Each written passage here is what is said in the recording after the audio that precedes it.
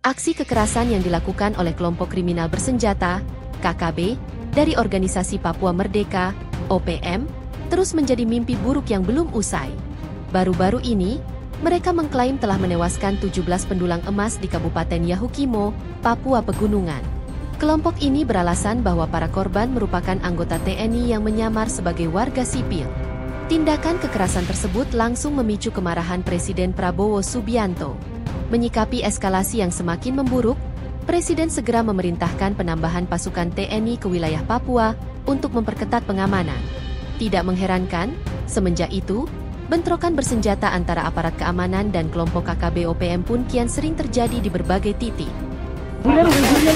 Atur napas, Bang. Atur napas. Atur napas aja, Bang.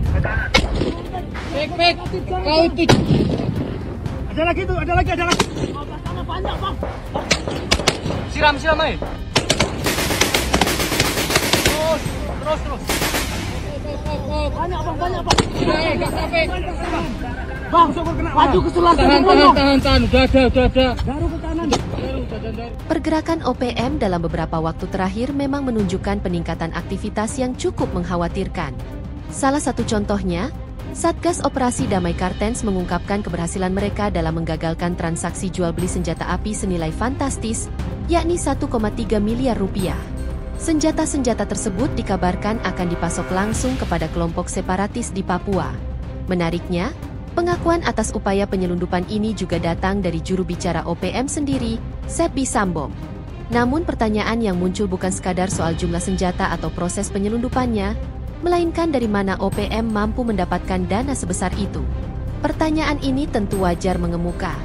Sebab, dengan kondisi mereka yang tersembunyi jauh di pedalaman hutan belantara, pengumpulan dana dalam jumlah besar semestinya menjadi tantangan besar.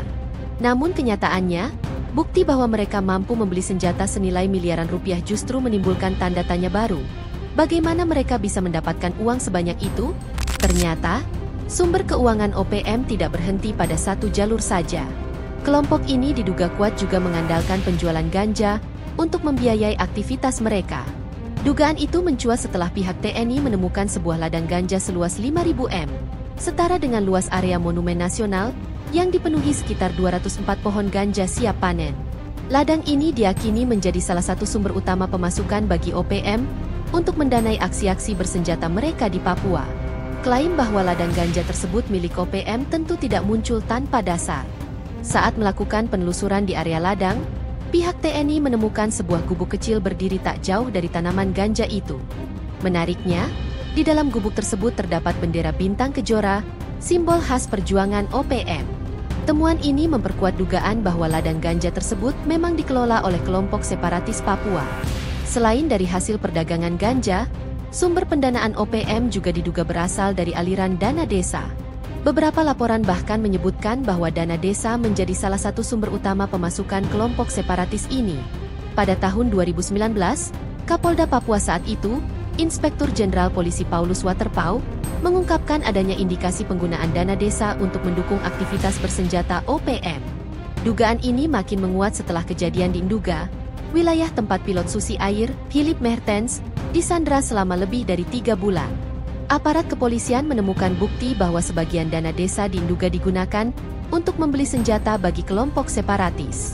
Karena itu, muncul desakan kepada pemerintah untuk menahan alokasi dana sebesar 14 juta dolar Amerika yang semestinya dikucurkan ke wilayah tersebut pada tahun 2023, demi mencegah OPM mendapatkan sokongan dana tambahan.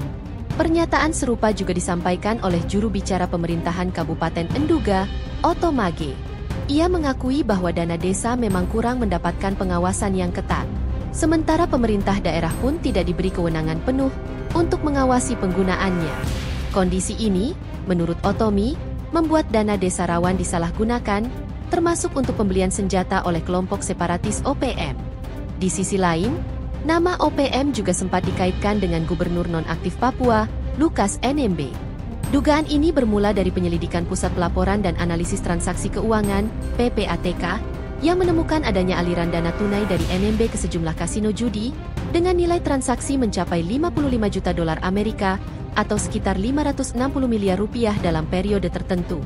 Temuan ini memicu kecurigaan adanya penyelewengan dana otonomi khusus Papua untuk mendukung OPM. Bahkan, PPATK juga menduga ada penyimpangan penggunaan anggaran pendapatan dan belanja daerah, APBD, yang melibatkan NMB. Sayangnya, hingga Lukas NMB meninggal dunia, tudingan soal penggunaan dana otonomi khusus maupun APBD untuk membiayai persenjataan OPM belum pernah sepenuhnya terungkap ke publik.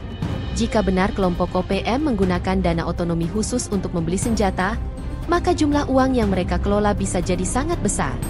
Bayangkan saja, sejak tahun 2002 hingga 2022, pemerintah pusat telah mengucurkan total dana otonomi khusus sebesar Rp139,1 triliun untuk Papua. Dana ini dibagi ke dalam 3 kategori utama. Sekitar Rp34,4 triliun dialokasikan untuk kabupaten dan kota. Rp77 triliun diberikan ke pemerintah provinsi. Sementara Rp26,9 triliun digunakan sebagai dana tambahan infrastruktur. Bisa dibayangkan, jika sebagian kecil saja dari total dana tersebut bocor ke tangan OPM, mereka akan memiliki sumber keuangan yang sangat besar untuk membiayai pembelian senjata. Lalu, kemana saja uang yang dikumpulkan OPM mengalir? Salah satu jawabannya adalah untuk membeli amunisi dan persenjataan.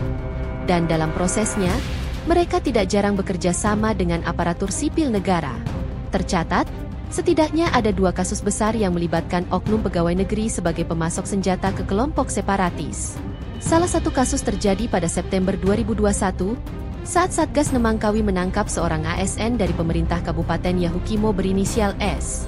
Ia diduga kuat menjadi pemasok senjata api dan logistik untuk kelompok separatis di wilayah Yahukimo. Selain mengandalkan perdagangan ganja dan penyalahgunaan dana desa, OPM juga memperluas sumber pendapatan mereka melalui aktivitas penambangan emas ilegal. Dalam laporan resmi Kapolda Papua, disebutkan bahwa kelompok separatis ini mengoperasikan tambang-tambang ilegal di berbagai wilayah seperti Paniai, Intan Jaya, hingga sebagian wilayah di Yahukimo. Bahkan Timika juga tercatat sebagai salah satu lokasi kegiatan tambang ilegal yang dijalankan oleh OPM. Hasil tambang emas inilah yang kemudian menjadi salah satu sumber pendanaan terbesar bagi OPM, memungkinkan mereka untuk terus membeli amunisi dan senjata dalam jumlah yang tidak sedikit. Menyikapi situasi ini, TNI dan Polri terus meningkatkan upaya pengamanan, memperbanyak patroli di daerah rawan, serta memperkuat kehadiran aparat untuk mencegah kejadian serupa terulang di wilayah lain. Di balik hutan lebat dan gunung emas Papua, tersimpan konflik yang jauh lebih dalam, tentang kekuasaan, uang, dan identitas. Dan selama jalur dana terus mengalir, senjata tak akan pernah benar-benar diam.